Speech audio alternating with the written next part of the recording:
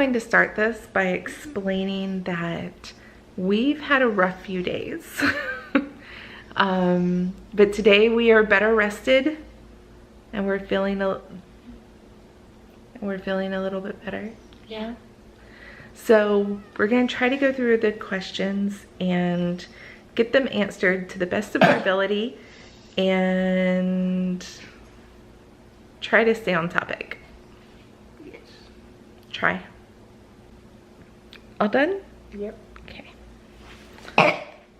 So I went on Facebook and asked my friends and family if anyone had any questions for us.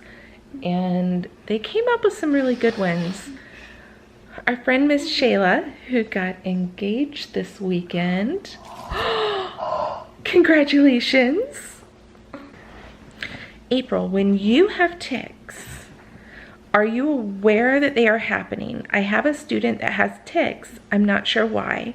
His mom says if you say something to him, he'll stop, but I don't want to draw more attention to him when it's happening.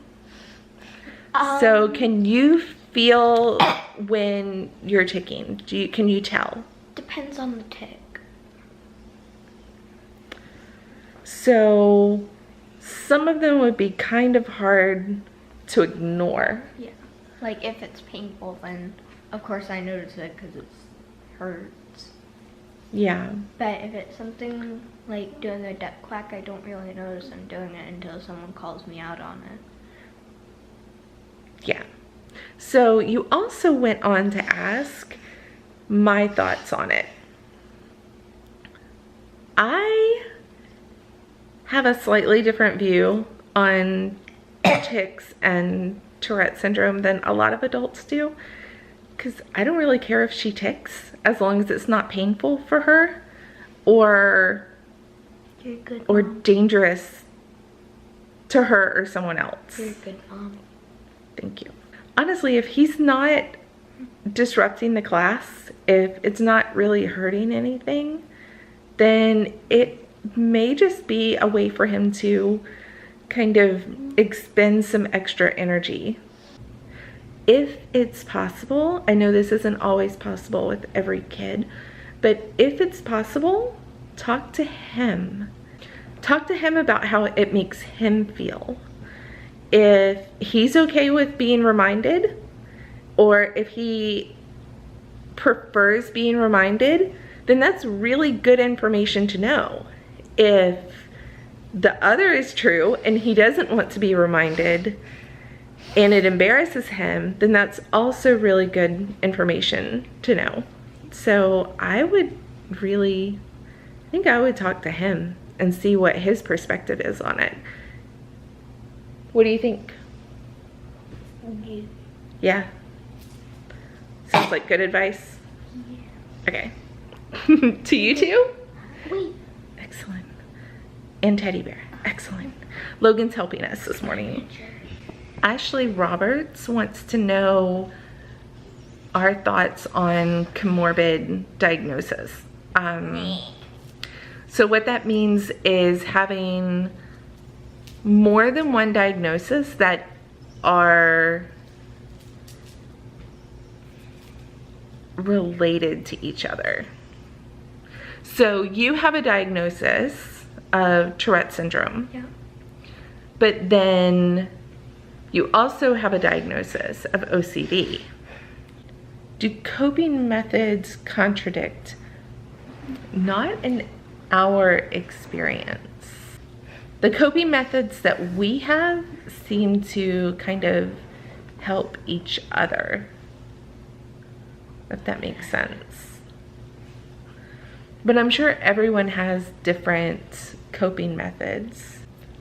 How or do you explain all parts of what is going on, or do you just talk about the parts that they deal with every day? We talk about everything. We really do. We kind of talk about everything because I want you to be informed. We have a pretty strong foundation in our communication, and that makes this aspect of it a lot easier. We do a lot of visualizations and comparisons. So if we're having an issue, we turn it into some sort of a learning experience based on things that we have already been through. Does that make sense? Mm-hmm. Okay.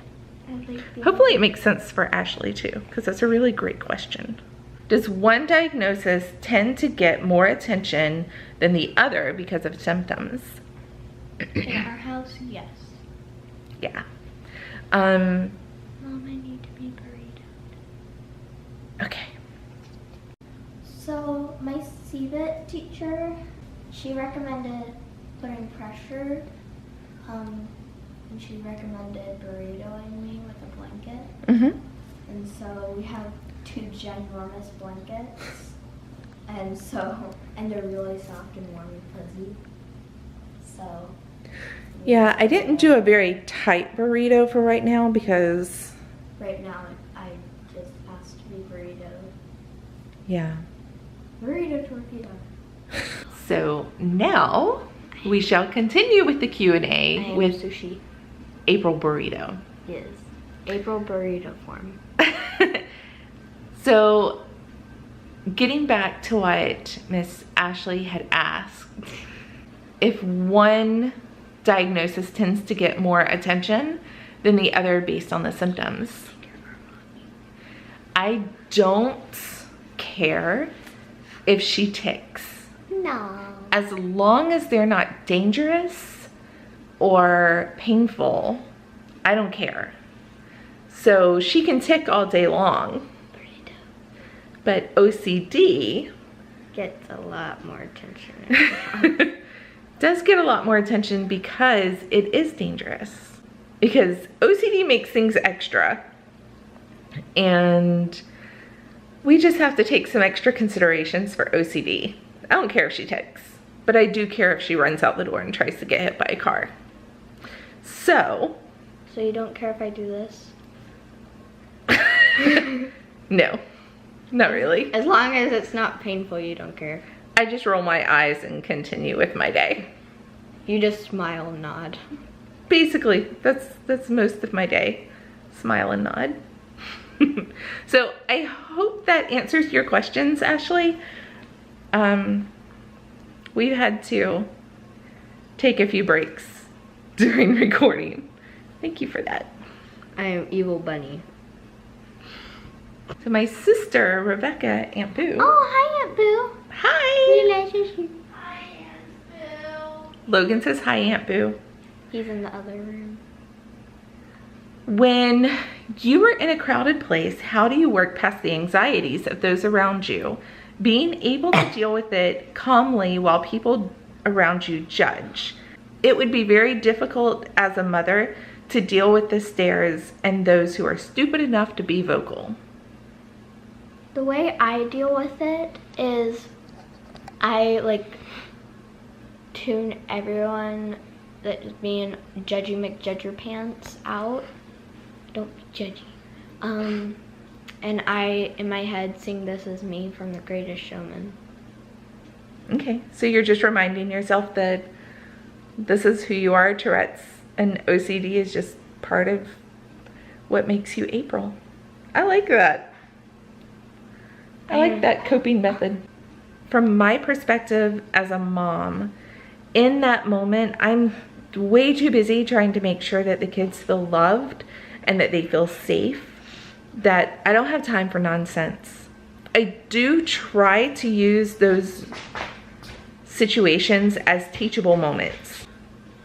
You may have seen in a different video that a lady asked me some questions and I gave her a card. Whether she sees our channel or not, that's not the point. The point is that I reached out and I'm doing the best that I can in that moment. But I also try to use those situations as teachable moments for us. I don't want to feel those judgy, negative feelings either. And that's a really good opportunity to talk about those feelings with April and Logan and to discuss how it makes them feel and how they perceive it, and how someone could just be having a bad day and may need some extra grace. I hope that answers your question. Mr. Adrian asks about the types of therapies that are used to handle Tourette's and which ones are we currently working on. We're actually getting ready to do a video specifically to this because April just finished. Technically yesterday I finished my last CBIT, but hopefully soon we'll have a video up about CBIT. Yeah. So we just finished, but I miss Miss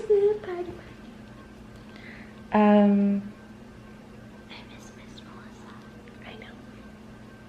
But in that, what you learn during the 10-week program that is CBIT, it teaches you tools that you use for the rest of your life. So, Awesome. yeah. Awesome sauce. He had also asked about medication. I have thoughts on medication, but I want to explain that This is our opinion. this is our opinion. This is from our perspective. We don't like guanfacine at all. But I know people personally who have had a lot of relief from guanfacine. We have gotten significant relief from Zoloft. But I know people personally who did not care for Zoloft. So each medication, if it's recommended, do your research and know what you're getting into. Be fully aware of the side effects. If you notice side effects, talk to your doctor before they escalate. That would be my suggestion on medication. Really talk to your doctor and really know the side effects so that you can be aware, and talk to the kiddo about what the side effects are so that if they start feeling certain ways, they know to come and talk to you. That's my thought on medicine. So we have found really great relief with Zoloft. Thank you, Dr. Sanders, for prescribing it. But everybody's different and everybody's gonna deal with medications in a different way. So my friend Ashley Wise is actually recovering from surgery. She had back surgery. So I know she's going to see this, and we are sending you lots and lots of love, hugs, and belly rubs. And I really hope you have a speedy recovery. So we're gonna try to do your question. And a virtual cookie. Oh, you get a virtual cookie. I like it. I have a question, but it has to do with explaining things between your children. I hope it's okay to ask, of course. I know they both have different things that make them awesome. How do you explain to Logan about what April is doing? Do you have a special thing to help him understand? Also, the flip for April about Logan. Well, I'm pretty understanding with Logan yeah. because he's my little brother, and also, like, I try so hard to understand some of the things he does. Sometimes I don't get it, but I try to be a little bit sympathetic about it, and I try to be graceful about it. Yeah. I just try my best to, like, consider his perspective. As far as explaining things to Logan, That gets a little trickier because he has a hard time understanding. So we just try to keep it simple. We try to explain that she's having a hard day and she may need some extra grace. She may need some extra understanding, and remind him that he needs extra grace and understanding a lot of times too. And that usually helps him enough. On really hard days, it gets scary for him because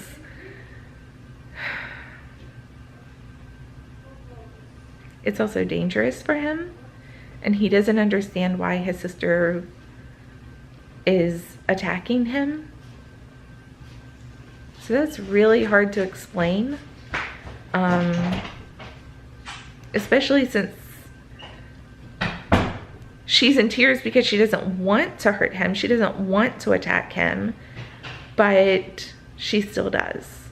And that's really difficult to explain. That would be difficult to explain to anyone, I think. But then you throw in the extra consideration for Logan, and it gets muddy fast. I hope that answers your question. What can we teach our children about how to act if a friend at school has Tourette syndrome or OCD? What should they do and not do? You should not be judgy about it. You should be supportive and try to understand. Even if you don't, just be sympathetic about it. Yeah. And do your best to be a good supportive friend. Because if you're a judgy McJudger pants, like Lily in the Princess Diaries, then it could ruin your friendship, and they might not want to hang out with you anymore, which isn't good. It's not fun. So, that's my thoughts. Yeah, that's a good thought. I would say that child or adult, it doesn't matter. Everyone has situations where they are going to need a little extra understanding, and trying to assume positive intent. I honestly think that it's important to teach our kids to learn how to assume positive intent. If they know their friend has Tourette syndrome, or they know their friend has OCD, I would encourage them not to assume something negative. I would encourage them to consider that the person probably isn't doing it just to bug them. Coughing, sniffing, they're probably not doing it just to mess up your day. But that goes for adults too. Just because they're little doesn't mean that they're any less. So I think grace and understanding go a long way, and as long as we're teaching that to our children, I think we'll be okay. Do you have anything else you want to add?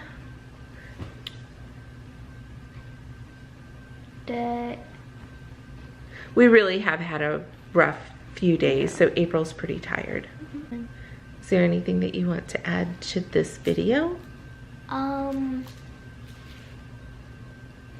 Duck butts.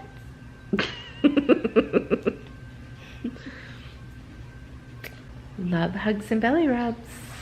Bye. Bye.